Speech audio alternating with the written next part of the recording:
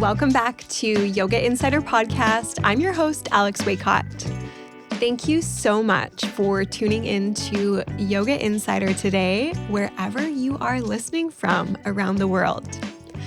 On today's episode, I want to talk a little bit about my journey using social media for my yoga business today and how it has evolved over the years.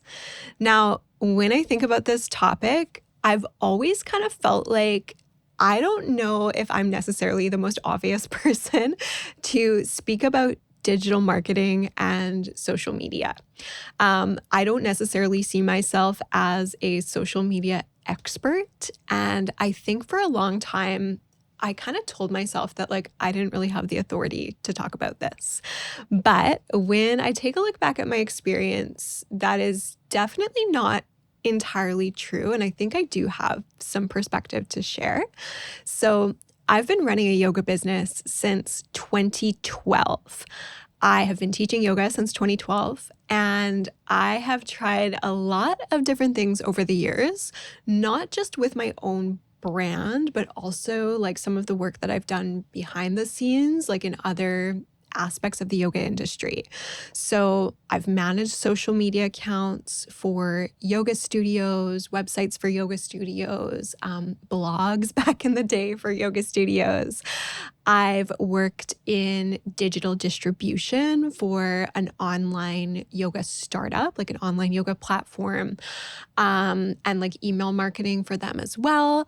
I have had my own online yoga platform, and I've been using social media and email marketing in some way or another to support my own work for the past 14 years. Now, obviously, a lot has changed in the digital landscape over that period of time. 14 years doesn't sound like a long time, in the grand scheme of things. But when it comes to technology, we all know that things have shifted so much in that time span, and things are going to keep changing. But I think that is one of the things that's given me a little bit of perspective on how we can use social media to support ourselves and support our work as yoga teachers. So when I come into today's episode, I am not positioning myself in any way as a social media expert, but I want to share some of the things that I've learned and some of the things that have been helpful for me in building, a long-term, sustainable, at this point, career as a yoga teacher alongside social media. And I do want to share a little bit of a mental shift or perspective shift a little later on in the episode that has been really helpful for me. The reason that this topic keeps coming up for me is because I see how much yoga teachers struggle with this. And I have had yoga teachers, in my own circle, in my own community, come up to me so many times and say things like, I want to market myself more, but I just feel overwhelmed. I don't know where to start. And a lot of people say things like, I know I should be doing this. I know I should be on social media. I know I should be posting. I know I should be more consistent. But something's stopping them. Something that is kind of getting in the way.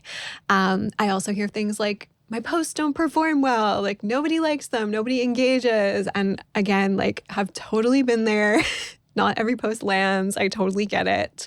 And then there's that other aspect of just depending on your professional background, your work experience, social media might not feel intuitive to you. So we have to acknowledge that, unlike a lot of millennials and Gen Zs, not everybody grew up with social media and, had to adapt to the constant changes, where for some folks, it just feels more intuitive to use social media. For other people, maybe in the job that they've had for their entire adult life, they haven't really had to use it. And now suddenly they're teaching yoga.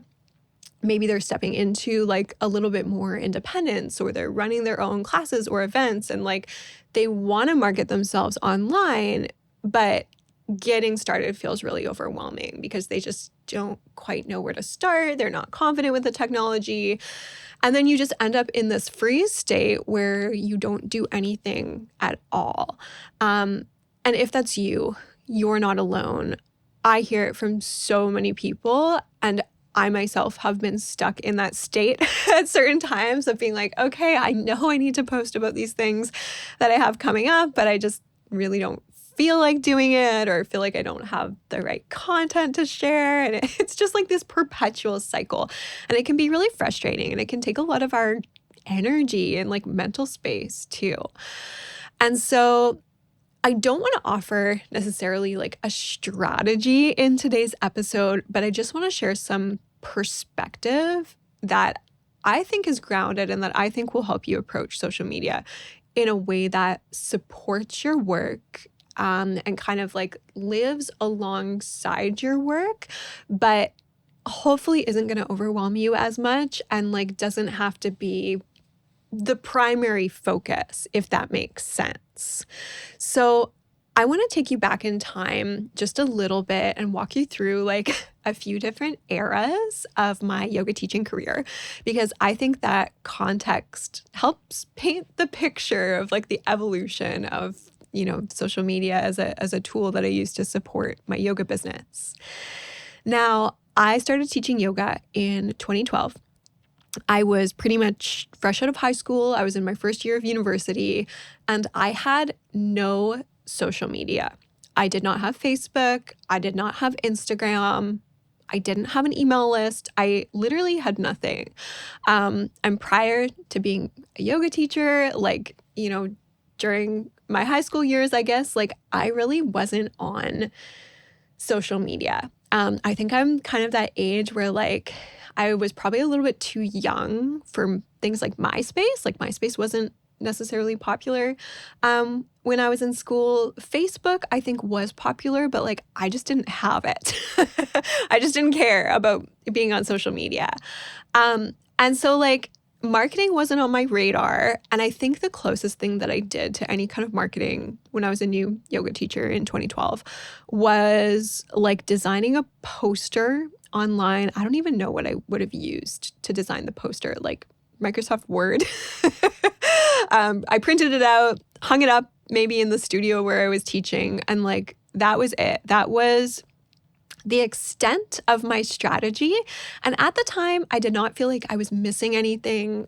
Again, I wasn't thinking about branding or marketing. I wasn't thinking about content. I was literally just showing up and teaching classes. And I mean, when I look back, I was teaching lots of really cool classes in cool places. And that was what I did for work as a university student, to support myself. I was a yoga teacher. So I was out there hustling and trying all sorts of different things, but I wasn't documenting my work anywhere. And the only reason I ended up getting social media in the first place was, I guess this would have been in 2013, was because I was going on a study abroad program through university.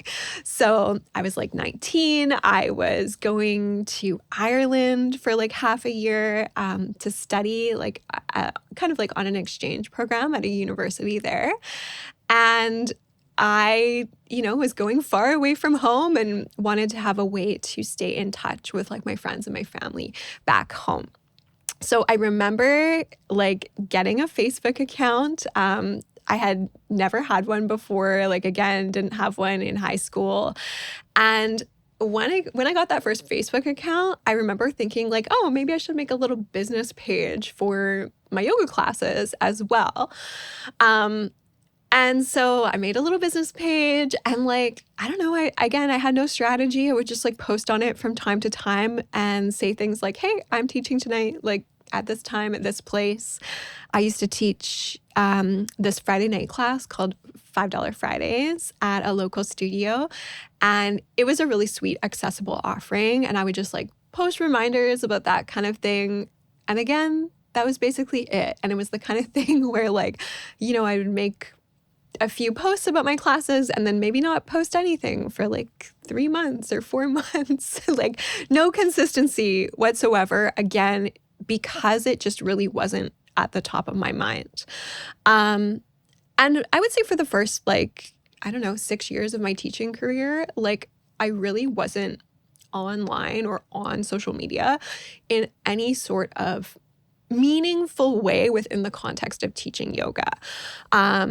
I wasn't sharing about my yoga classes. I wasn't out there trying to build an online presence. But again, I feel like this was just like slightly before that started to become really, really important. But, I was building up my teaching in real life.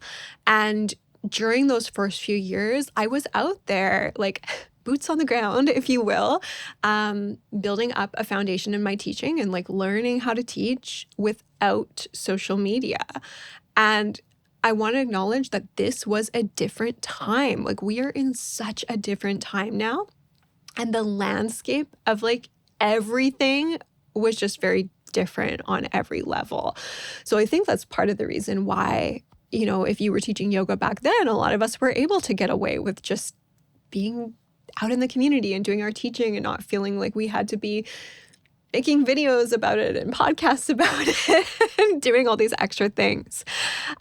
So it wasn't until I was about 6 years, I would say, into teaching yoga that I really started to engage with social media in a bit more of like an intentional or strategic way. And by that point, I believe I'd had a couple of Instagram accounts by then, but they didn't really have anything to do with my work as a yoga teacher. They were definitely just like personal accounts where I was sharing about my life as a woman in her early 20s and, posting about travel and living in Europe and just being a young person, having fun with your friends. So yeah, it was very much like a personal account. And there was no connection to like what I was posting and my work as a yoga teacher. But then there was definitely a shift. And what happened, like, in a very short form way of telling the story is that I was finished university. I started working a job in a university. And it did not feel aligned. And I hit this moment where I thought, okay, I actually want to take teaching yoga seriously. I want to quit my full-time job working in a university. I want to give teaching yoga a go. It just feels like that's where my heart is. And until then, like teaching yoga was something that I absolutely loved. It was a super consistent part of my life. But I wasn't treating it like it could be a full-time career. I was still aspiring towards like other types of careers alongside yoga. And I initially thought that being a yoga teacher was something that I would do like a little bit more on the side, kind of like behind the scenes. So that's kind of when things began to change for me. And I realized that if I wanted to grow my classes and create more opportunities for myself, if I was going to do this yoga teaching thing full time, I actually needed to tell people about what I was doing. And I still stand by this perspective today. You need to tell people in some way, like what you're about, where you teach, how to connect with you so that they actually know where to find you and what you're up to. You don't necessarily want to be a hidden gem because then nobody will ever like find your work and benefit from all of the gifts that you have to offer the world. So I started using social media a little bit differently. And the first thing I did was like I invested in some professional photos so that I had images that I think probably reflected my personal practice at the time. They didn't necessarily reflect my work. And so when I think back to like one of those first professional, I had like, okay, I'm backtracking, tangent, but I had professional yoga photos taken before, like very early on in my teaching career, I don't think I really did anything with them. So this was like the first time in a few years that I'd had any professional photos done.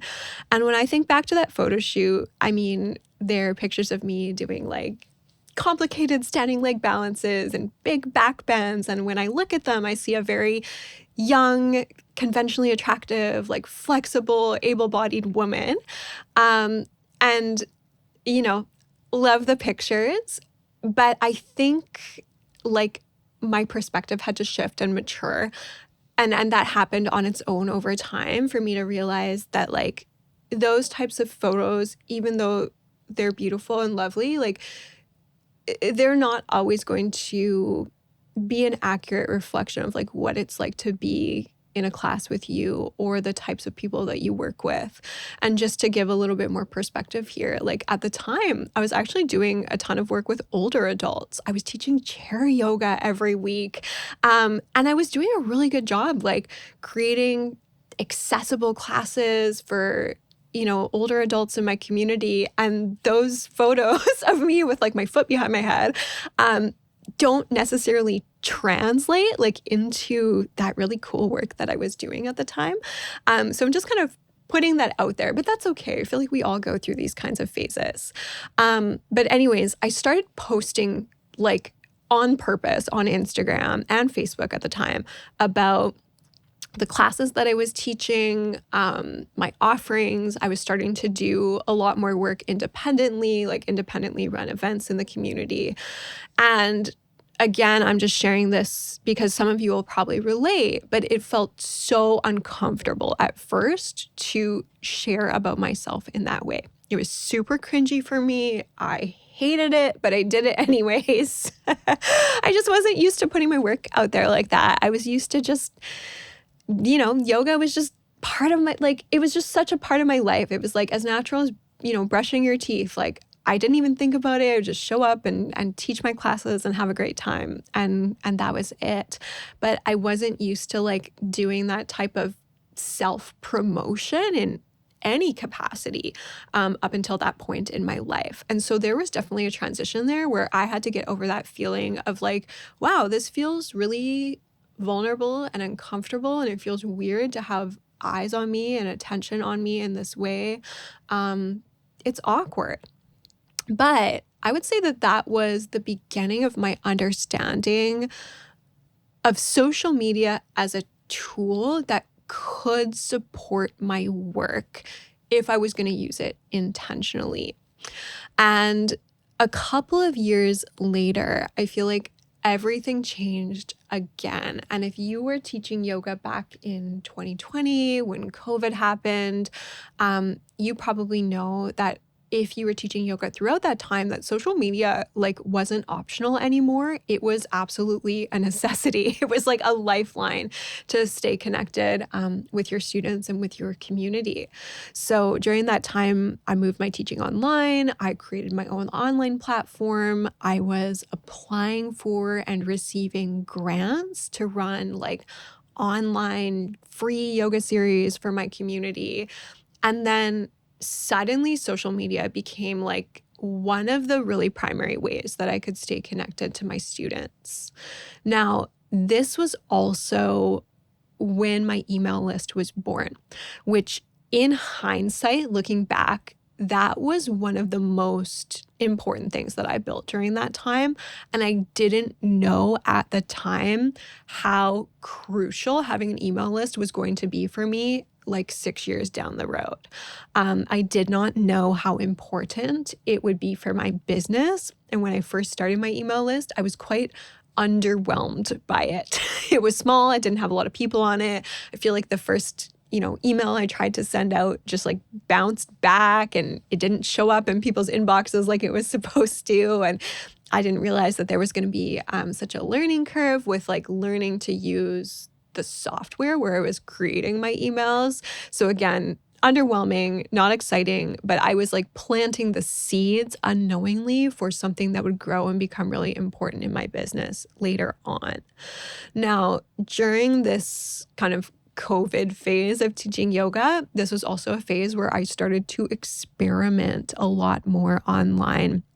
And I wasn't only posting about like my online classes or where I was teaching or how to join a class.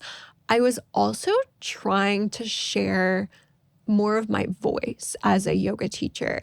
And by that point, I had been teaching for quite a few years. I had some experience under my belt, not a lot, but I had some.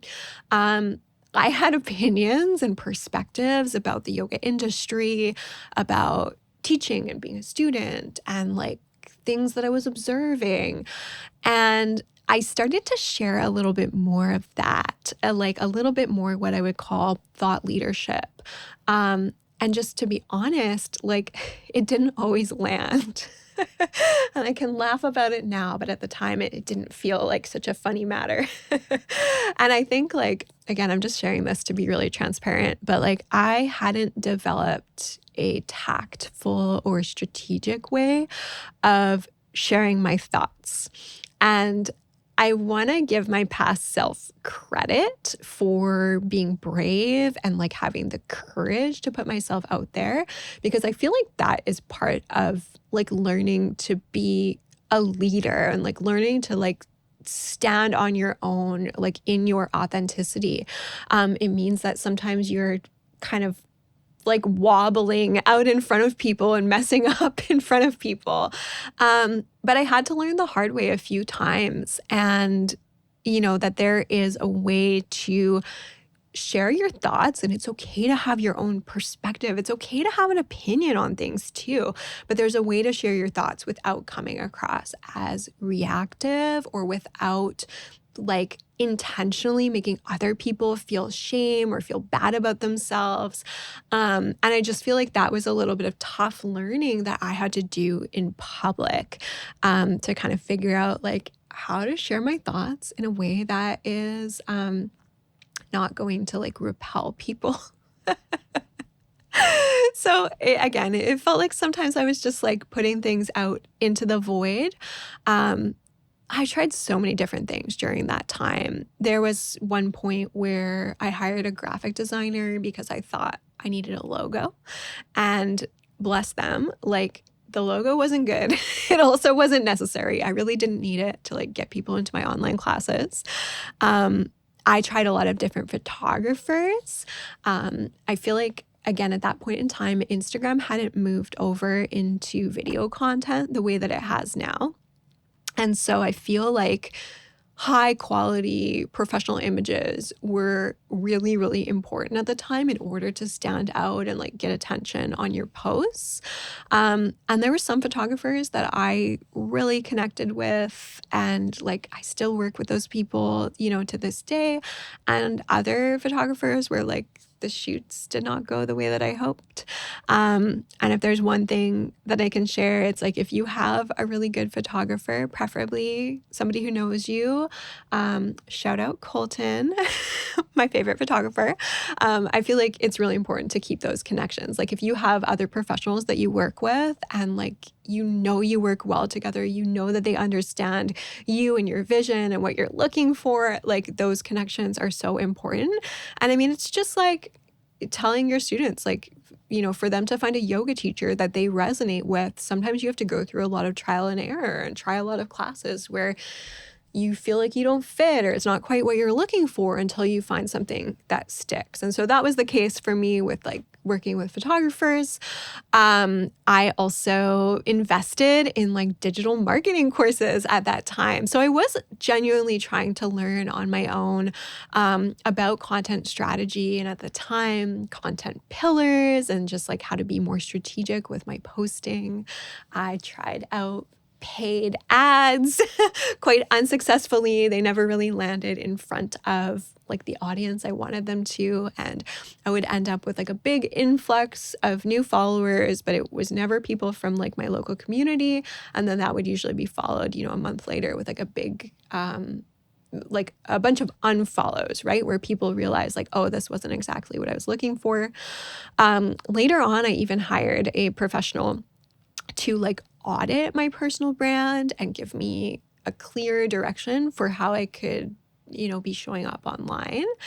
And I'm sharing all of this because I feel like there was a phase with trying to figure out how to use social media for my yoga business where I was looking outside of myself because I didn't trust myself. And I was looking outside of myself and I was trying to figure out, like, is there a right way to do this? Like, is there some kind of magic trick that I don't know about that somebody else can teach me?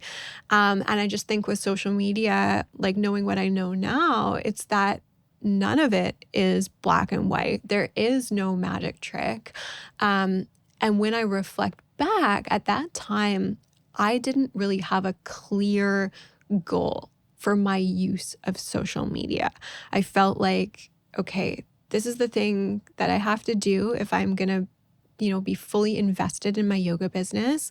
Yes, I want people to sign up for my yoga offerings and know what I'm up to, but I didn't really have like a big picture goal or philosophy the way that I do now, and I'll share that in a little bit. So I really felt like I was shooting kind of in the dark with social media and just trying a whole bunch of different things, spending money on different experts and courses and people to help me. And I didn't even necessarily know what I was trying to accomplish. And I feel like that is a very important point. Now, moving into, kind of more recent times, like the last few years, things have continued to evolve for me with social media. I have started a podcast over the last few years. I've really been shifting a lot of my work towards supporting yoga teachers in addition to running classes in my community. And that has also changed the way that I think about social media. The reality is that not everything you share is going to land. And when you are speaking to like a very specific audience too, the way that I am when I post content that's like specifically for yoga teachers, that's not going to land with like tons of people, right? Like there's lots of people who follow me who are not yoga teachers at all. And even for those who are, like social media by design doesn't always leave room for nuance or for thoughtful conversations.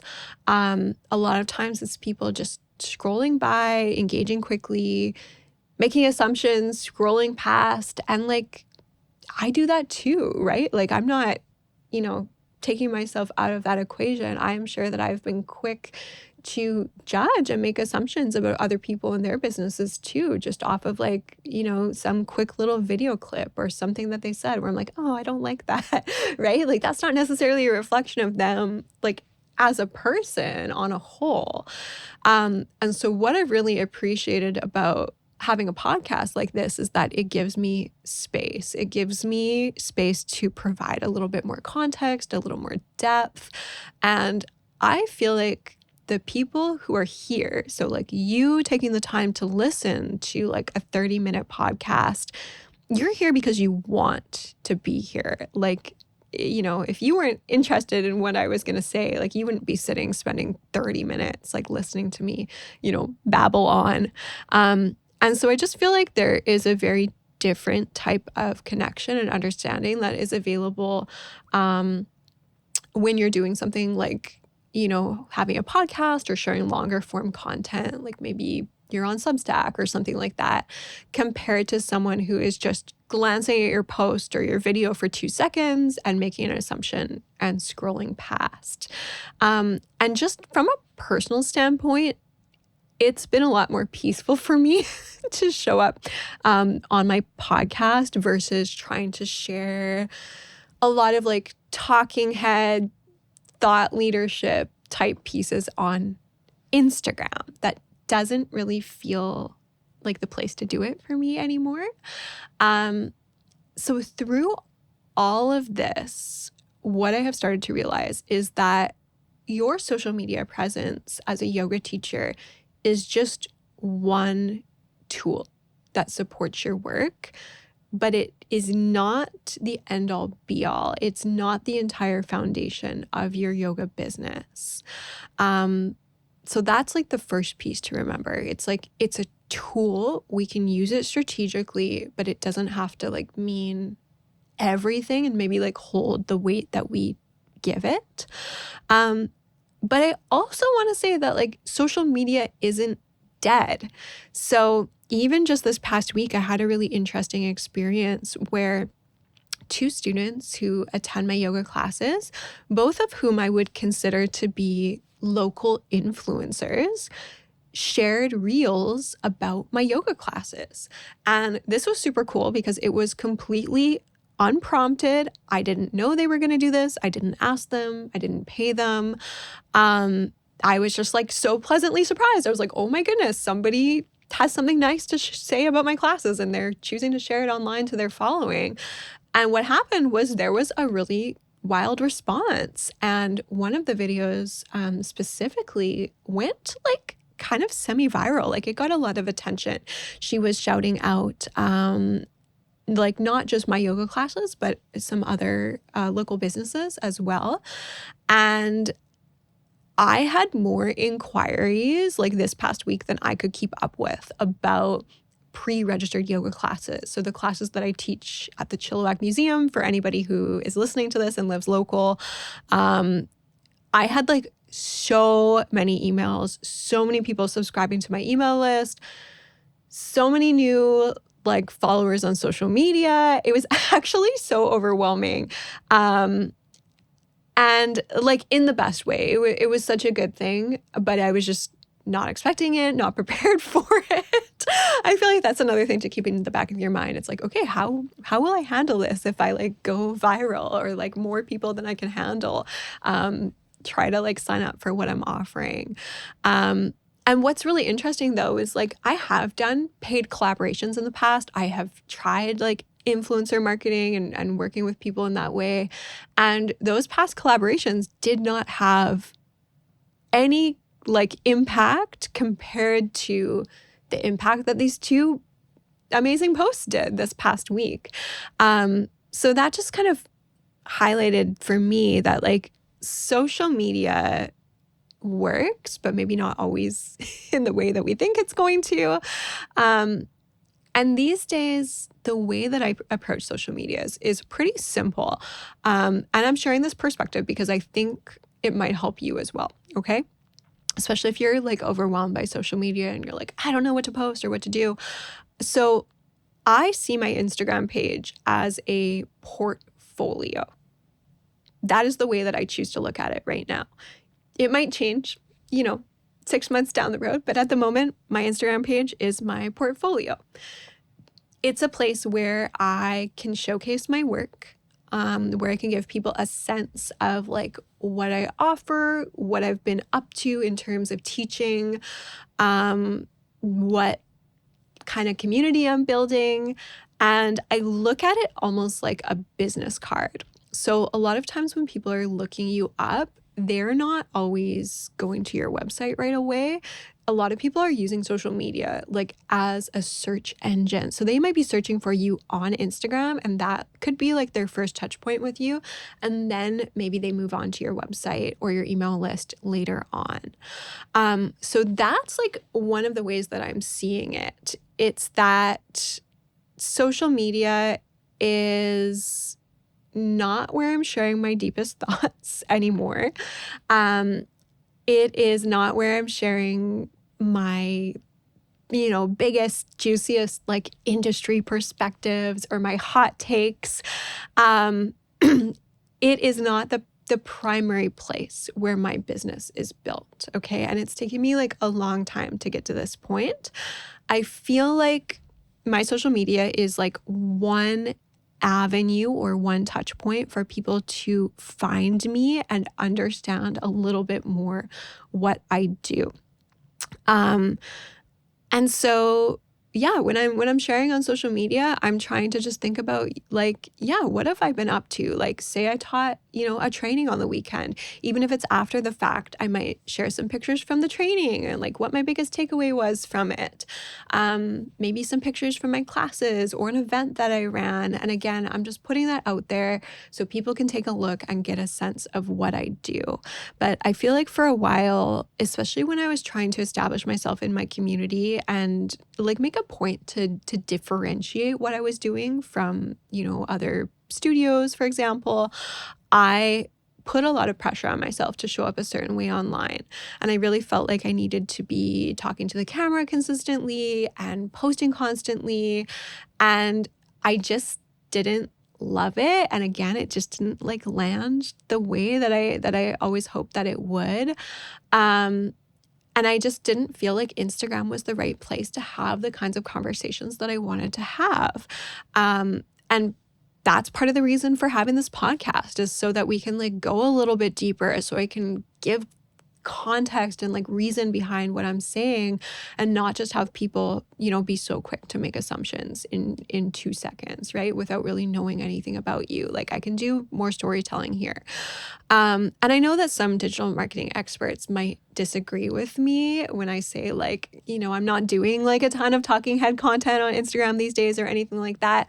But this is just what I've landed on, like through my own experience and why I'm sharing it. So I've started to think about kind of like my online digital distribution as an ecosystem. And my podcast is where I share depth for the people who actually want it, right? Like, if you're not interested, you're not going to take the time to sit down and listen to a long podcast episode.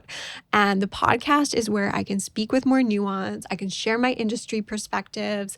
I can say what I think and like what's on my mind and how I'm feeling without it being reduced to like a really short clip where it's going to be misunderstood. And I realize when we put ourselves out there, like, we open ourselves up to projection and to misunderstanding. It's so funny, like being on YouTube. So the podcast is obviously on, if you're listening just to the audio version, it's going to be on all of the major places where you can get your podcasts, Apple Podcasts, Spotify. But I also record video and like put the video up on YouTube for anybody who wants to watch it. And like, sometimes you get the craziest comments on YouTube. Like, I always get this one comment over and over again that says that like my YouTube thumbnails are really like unappealing. And it just always makes me laugh. I'm like, who is taking the time out of their day to say that on like a yoga podcast? And this is something that I like laugh about with my husband, Kyler, because I mean, he's also like in the public eye in a way. He's a musician, he's a producer. I have an episode with Kyler actually that you can find. I think it's called Behind the Scenes, like BTS digital marketing for yoga teachers. And it's like Kyler and I just chatting in the studio here. And we always laugh about that because like he has videos on YouTube as well where he's performing as a musician. And like sometimes people leave the craziest, like meanest comments.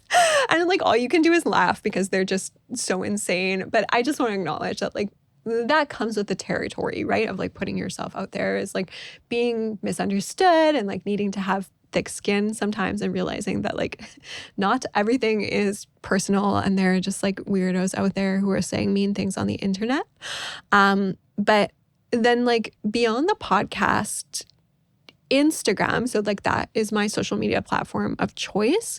That is a connection point, but it's not the main one. And I treat it like a portfolio. So I document my work, what I've been up to, where I've been teaching, kind of what's going on for me. And like sometimes I'm, still sharing things like before an event or before a training, I'll put a little post out there and be like, hey, like this is happening on this date. But sometimes I'm sharing things after the fact as well.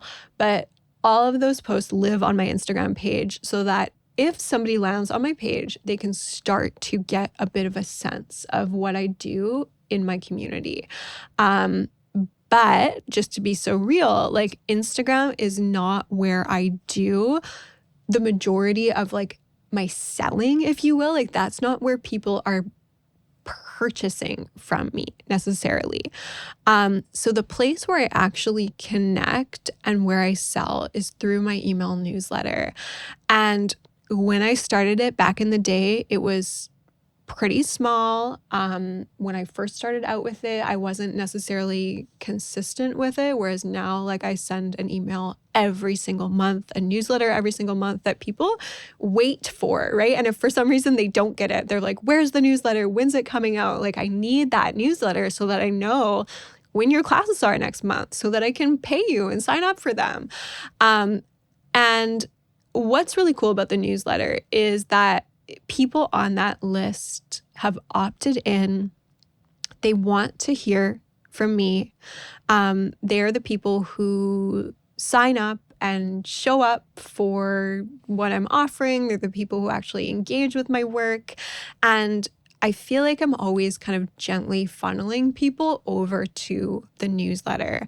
So if people connect with me in my DMs on social media, again, like that's a great touch point, but I'm usually like, hey, can you send me your email? Do you mind if I add you to my email newsletter? I send out an email, just once or twice a month, and that's going to be the best place to connect with me. And people are usually super enthusiastic to like join the newsletter.